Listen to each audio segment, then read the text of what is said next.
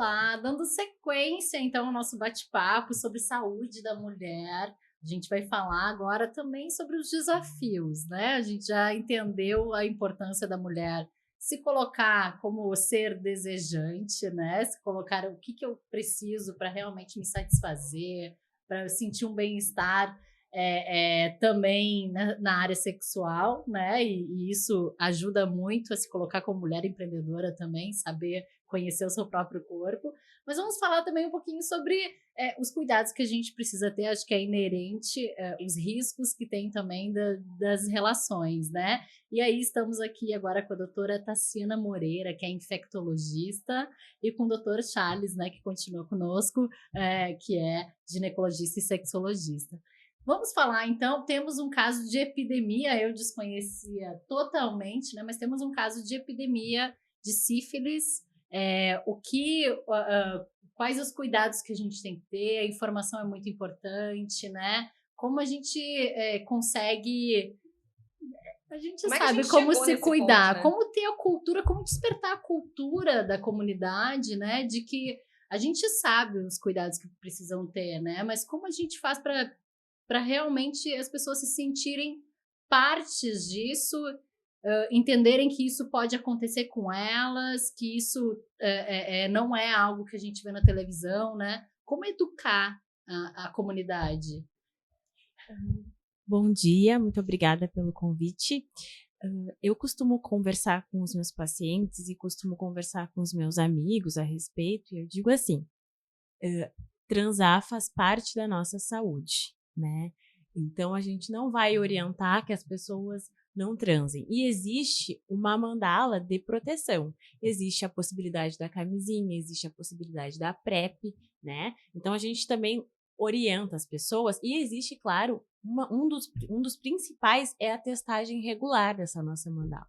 Então a gente orienta as pessoas a que, como a gente vive numa epidemia de sífilis, e por que nós estamos vivendo essa epidemia de sífilis? Porque a sífilis é uma doença que muitas vezes ela é silenciosa. Felizmente, ela é uma bactéria curável, né? A gente tem uma infecção por uma bactéria chamada Treponema pallidum, ela é curável, só que ela é muitas vezes assintomática por muito tempo. Muitas pessoas têm ali, no local em que a bactéria entra em contato, uma úlcerazinha que não dói, que a gente chama de cancro. E como ela não dói e ela some espontânea, normalmente depois de 2 semanas, as pessoas não procuram atendimento, acham que é um pelinho encravado, enfim. E aí acontece depois da exposição. E ela pode ficar silenciosa por anos. Nem todo mundo vai ter lesão de pele nessa evolução da doença, né? E, então, o que eu oriento para as pessoas? Se testar. E a gente sempre tem que lembrar que, além da sífilis, a sífilis ela pode não vir sozinha, pode vir outro IST. Hoje em dia, a gente tem uma ampla gama de possibilidades de tratamento e de prevenções. Por exemplo, para a prevenção de HIV, a gente tem a PrEP de possibilidades que são medicamentos que a gente usa para prevenir a infecção. Desde o ano passado, houve uma divulgação maior, uma possibilidade de prescrição desses medicamentos para pessoas que transam sem restringir a determinados grupos, né? E eu acho muito importante a gente falar sobre isso, porque a PrEP é segura, né? A gente acompanha os pacientes ambulatorialmente, a gente observa a adesão, né? Conta um pouquinho pro pessoal o que é a PrEP. Eu acho que nem todo mundo deve estar familiarizado, e se tu falou para todos os públicos, né? Quem são essas caixinhas aí? O que a gente tem de público-alvo? A gente ouve isso mais no meio entre homens, né, que tem relações com outros homens ou pessoas com pênis. Então, nos ajuda aí a separar essas caixinhas. Então, o que eu costumo falar? Que a gente tem a PrEP surgiu da necessidade da gente reduzir a incidência do vírus HIV, que é um vírus que a gente sabe, todo mundo conhece, é associado à AIDS quando está em fase avançada. Toda pessoa com HIV vai ter AIDS? Não. A gente tem os portadores do vírus, que graças a Deus hoje em dia é cada vez maior a população, o número de pessoas que são portadores do vírus sem ter doença avançada, que antigamente era chamada de AIDS. Além da gente ter uma ampliação nos medicamentos para HIV, a gente teve esse surgimento de prevenções, e uma delas são medicamentos que a gente usa visando reduzir, impedir que essa pessoa contraia o vírus. Quem que a gente inicialmente chamava para usar? pessoas que tinham relações com pessoas que eram portadoras do vírus, né? Homens que fazem sexo com homens, né? Eram inicialmente os maiores grupos, né? Além de pessoas que tinham práticas sexuais com várias pessoas, também eram grupos que eram mais priorizados. Desde o ano passado, a gente ampliou os acessos. Então, as pessoas que têm vida sexual ativa podem procurar uma unidade de saúde, se testar e ter acesso a esses medicamentos. Aí vocês vão me perguntar, mas é um coquetel. Não, a gente tem 2 comprimidos, às vezes um comprimido, dependendo se é PrEP, se é TARV, né, se é terapia antirretroviral, e os pacientes têm acesso a essas medicações de uma forma nas unidades de saúde, no serviço de atendimento especializado, né? Quando tem, às vezes, além da PrEP, gratuito, faz os testes rápidos na hora, agenda uma consulta, faz os testes rápidos, tem acesso aos exames, o SUS fornece tudo isso e a gente vê que dá muito certo, né? Para a gente visar reduzir os casos de HIV, que também tem incidências altíssimas em Porto Alegre e região. Pois é, isso é uma coisa que eu já havia ouvido e eu não tinha noção. Qual o índice de portadores de HIV em Porto Alegre? Na verdade, a gente tem uma taxa, né, que Porto Alegre é a principal capital, mas a gente acha que é subnotificado porque tem muitos lugares em que a gente não tem a notificação adequada, né? Então, a gente estima que seja, na verdade, um número muito maior do que realmente os dados. Os últimos dados são de 2023, tá? Anualmente, o Ministério da Saúde faz essa contabilização, então esse ano a gente deve ter acesso aos dados de 2024, né? Então, atualizado aí, a gente acha que está subnotificado, tá? Aproveitar e falar um pouquinho de sexualidade, tu perguntou, a gente falou antes sobre o uso de pornografia, a gente vê aí nos últimos 20 anos, né, a evolução, tu falou do coquetel, né, porque a nossa geração entendeu a AIDS, o tratamento da AIDS como um tratamento super complexo, né, e hoje a gente tem outras ferramentas. O que aconteceu nesses 20 anos que a gente tem tô pegando um recorte, né, a gente tem uma geração que está entrando na vida sexual com outras características, né? Bem diferente. Por um lado, a gente ouve que é uma geração que não está tendo tanta relação sexual, que eles estão mais afastados da bebida.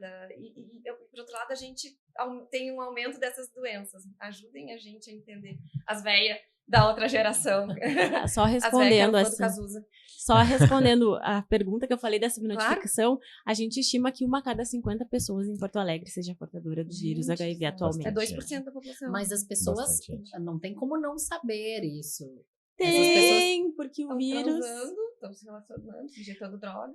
O vírus, ele pode ficar, a gente diz ali, em período de incubação, tem né? gente que descobre no segundo, terceiro trimestre da gravidez, que faz os exames periódicos, não tinha no início, descobre no meio da gravidez. Isso faz parte também. Então, sobre a gestante, a gente orienta a testagem da gestante do parceiro atualmente, né? Para a gente visar reduzir o risco de sífilis gestacional e sífilis congênita, reduzir a transmissão vertical, então. Mas ali sobre as práticas, eu noto que, felizmente, os nossos jovens, os nossos adolescentes, eles estão cada vez mais se entendendo, aprendendo a conhecer o próprio corpo e não se encaixam mais naquelas caixinhas que muitas vezes os nossos pais foram ensinados a entrar. Eu acho que existe menos preconceito em relação à prática sexual. A gente está longe de estar num momento em que a gente fala abertamente sobre prática sexual. Mas, por exemplo, assim, os meus pacientes que são mais jovens, eles chegam conversando comigo com uma naturalidade. Eventualmente, eles mantêm relações com meninas ou com meninos. Não existe mais essa limitação. Eu diria que eles são mais fluidos, sabe? E em relação às pessoas que de gerações mais antigas, eu acho que isso é bem geracional também, que muitas vezes ficam com receio de expor determinadas práticas ou relações, por exemplo, homens que têm relações com homens e às vezes são casados com mulheres. Eu tenho pacientes em que isso pode acontecer, que eles relatam isso, eles têm muito receio de falar sobre isso. Então, eu acho que a gente naturalizar a nossa sexualidade, né, conversar sobre ela, é uma das coisas que facilitou que a gente tivesse acesso a mais informação e buscasse outras formas de prevenção, entende? falar de PrEP, falar de PEP, que é quando, não, estourou a camisinha, ou eu não estou usando PrEP, eu tenho a possibilidade de tomar um remédio para prevenir HIV, se eu não sei a sorologia da pessoa com quem eu me relacionei, até 72 horas depois, entende? Eu só preciso procurar uma unidade de saúde. Então, eu acho que essa ampliação se deve muito à nossa discussão maior sobre saúde sexual e sobre sexualidade, né? Eu brinco muito de que quem vê cara não vê sorologias, né? Sim. Amo! A gente parte sempre do pressuposto que aquela... Não, mas ela é limpinha, ela é ajeitadinha, ela não tem nada. E eu tenho? Não sei. Eu não testei. Eu me testo, né? A gente questiona assim, né? As pessoas brincam muito, né? Que só tem doença quem procura, né? Se a gente realmente procurar sorologias... problema, então. Não é. Então, assim, quem procura encontra, né? Então, assim, a gente recomenda hoje a testagem para algumas populações semestral, né? Semestralmente, né? E para outras, pelo menos anualmente, né? Para quem é sexualmente ativo. Então, fazer todas as sorologias. Não precisa ser coleta de sangue, pode ser de ponta de dedo na UBS mesmo, uma coisa rápida, discreta. A gente faz ali, o resultado sai em 5, 10 minutos, a gente já tem essa resposta, né? Não necessariamente eu preciso me deslocar, ficar em jejum, fazer um exame de sangue, enfim, eu consigo fazer um teste rápido muito mais disponível, né?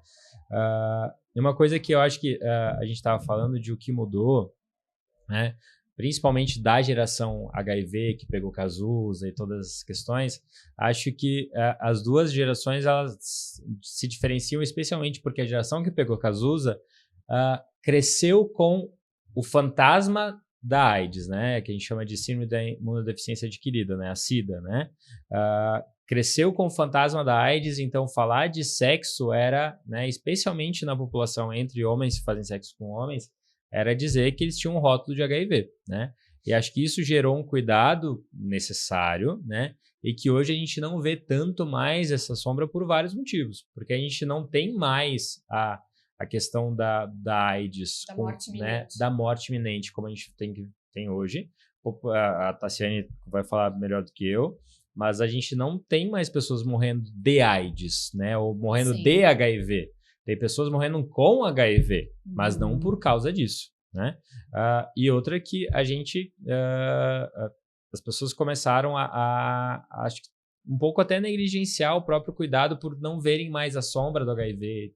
E é por isso que é importante a gente, obviamente, tirar o peso, tirar esse fantasma da infecção sexualmente transmissível e falar disso de uma maneira muito mais abertamente, fornecer mais para a população a testagem, a orientar sobre os cuidados, orientar sobre a profilaxia antes da exposição, que é a PrEP, né?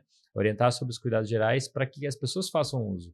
E é incrível como a PrEP, incrivelmente, ela foi desenvolvida há bastante tempo, incrivelmente como até ano passado ela era para grupos que a gente fala que tinham comportamentos de risco, né? A gente caiu por terra aquela nomenclatura de grupos de risco e a gente passa a chamar, então, a pessoas que têm comportamento sexual de risco, né? Porque, por exemplo, eu entendo que homens que fazem sexo com homens ou pessoas com pênis que façam sexo com pessoas com pênis têm um risco maior de contrair uma infecção, porque a prática sexual tem mais risco. Sim. Por exemplo, uma penetração anal tem mais risco do que uma penetração vaginal, por exemplo. Sim. Tá? Mas hoje, por exemplo, 30% das mulheres heterossexuais em relacionamentos estáveis têm prática sexual anal regular. Tá? 7% aproximadamente das mulheres sem relacionamentos estáveis têm prática sexual anal regularmente. Tá? Então, isso aqui não é mais sobre a população que transmite aquilo, mas sobre a prática sexual que a gente tem, né? E aí a gente, obviamente, dentro da população do comportamento sexual de risco, a própria prática de sexo anal, que tem mais risco, especialmente quando não é protegida, acaba aumentando o risco e ela, coincidentemente, vai ser mais frequente entre homens que fazem sexo com homens. Mas a gente tem que mudar a questão de a gente falar de grupos de risco, mas sim de comportamento sexual de risco. E trazendo para essa pergunta que a Lívia fez, né, dessa questão geracional, realmente a gente percebe que os homens mais velhos, eles tinham um comportamento diferente. Será que era pelo tabu que existia do sexo, então eles se sentiam mais motivados? Porque a nova geração, ou pela facilidade do uso das redes sociais, né, dos aplicativos de relacionamento, eles têm um comportamento que parece mais, não, eu não tô afim agora, sabe? Isso não é comigo. Mas aquela geração anterior, que é a geração, não sei, dos... já é mais complicado. 40 a mais. Os 40 a mais. Isso é bem interessante, né? Essa mudança. Vocês percebem isso também? Os homens com... E isso é bom ou é ruim? Porque daqui a pouco tinha uma super pressão em cima dos homens de ter que estar sempre disposto, sempre... Não, sei. acho que eles não se sentiam pressionados. Não sei. Tô só trazendo polêmica. Eu vou te dizer que existe uma questão social, né, do meio que a gente está inserido, que espera que o homem, né, seja o macho alfa e que ele sempre vai querer ter sexo, né? Eu brinquei até durante a aula que, por exemplo, no casal heterossexual, se a mulher disser que não, tá tudo bem. Acontece, ela pode ter o direito de dizer que não, né? Agora, se o homem disser que não, quando a mulher tá afim, existe uma guerra mundial. Existe uma crise de autoestima, existe o será que eu não tô o suficiente, será que você tá me traindo? Porque existe a criação de que o homem ele precisa sempre estar pronto pro sexo, independente de qualquer coisa. Mas o homem, por mais que o homem ele tenha um valor de testosterona maior e que isso acabe desempenhando um maior desejo sexual, ele também tá cansado, ele também tá estressado, ele também tá trabalhando demais e ele também tem o direito de dizer que não pro sexo quando ele não se sentir confortável de ter uma relação sexual. Eu acho que o que rompeu a barreira geracional é porque as pessoas começaram a entender que o homem também tem o direito de não querer sexo. Ou as pessoas começaram a entender que o sexo não é tudo num relacionamento, né? Até quando existe uma disfunção sexual, existe um grande problema, mas que muito disso não vai ser feito através do sexo. Então, acho que as pessoas começaram a entender que não precisa querer ter sexo o tempo inteiro, né? Menos quantidade, mais qualidade, né? Eu não sei, porque eu tenho percebido, assim, muitas amigas rompendo relacionamentos porque estavam insatisfeitas com essa parte. Então, as mulheres se colocando também, não, eu quero, né? Eu acho que a gente via esse comportamento mais dos homens antigamente, mas muitos casamentos acabando por causa disso, por estarem insatisfeitas com a quantidade e a qualidade, né? E tem ainda essa percepção dos jovens, né? Existia também as bobas que se relacionavam com homens mais jovens. Hoje eu acho que isso é um problema. Hoje não é mais lobo, é sugar mommy. É o conceito. Mas eu acho que hoje isso é um problema, porque os mais novos, eles têm uma... Mas uma grande diferença, se a gente for pensar, o remake da Vale Tudo, né? Que em 88 a Odete Roitman, nossa, que horror, era uma senhorinha, uma véia que tava pegando um menino de programa.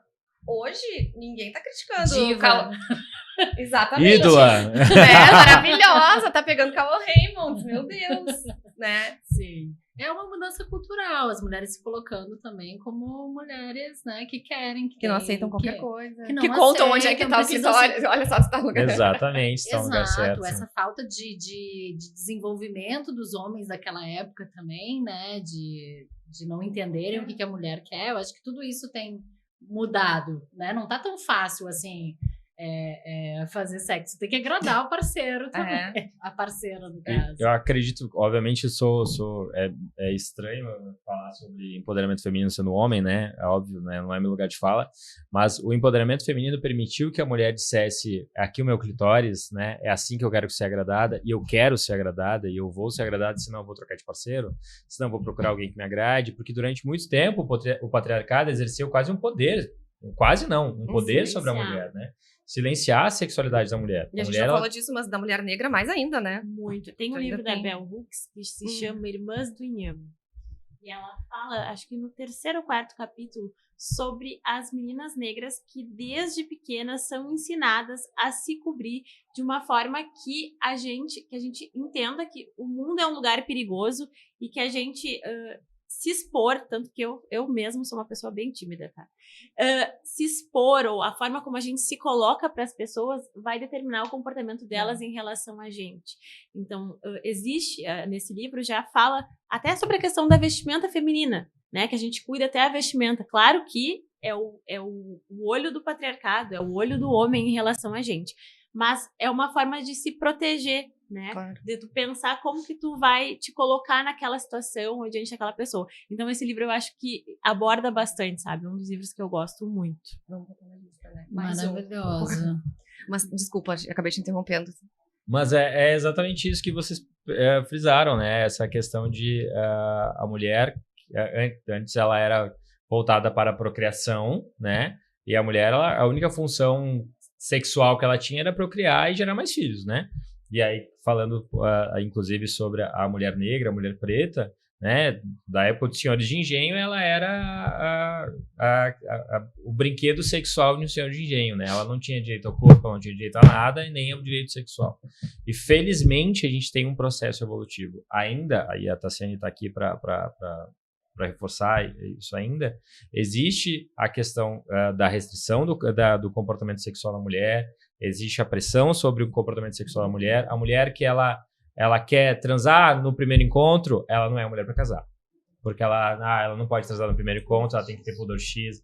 2025, gente, as pessoas ainda estão colocando penso, assim, que em a mulher cima ela das tem restrições. um livramento também de não casar com um homem com uma Que mentalidade que pensa porque desse não tipo de dura jeito. uma relação com alguém que tem uma Não. mente Ou limitada, tu te assim, né? enquadra, como a Elisama Santos fala, assim, que a gente não se coloque, não precise se enquadrar para caber num relacionamento em que não nos contempla na nossa grandiosidade, né? Então, que a gente procure parceiros e entenda que os homens também têm que crescer se a gente tá crescendo, se a gente tá evoluindo a nossa mentalidade, né? É sempre um Red Pill calvo que fala isso, né?